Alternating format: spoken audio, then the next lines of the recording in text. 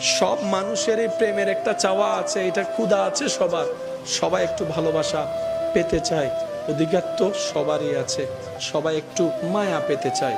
আমি বলি কি, যদি সত্যিকার ভালোবাসা নিতে চান তাহলে বান্দা হিসেবে রবের দরবারে সাথে সম্পর্ক করুন, উম্মত হিসেবে নবী মুস্তাফার দরবারের সাথে করুন, নবী মুস্তাফার দরবারের সাথে করুন।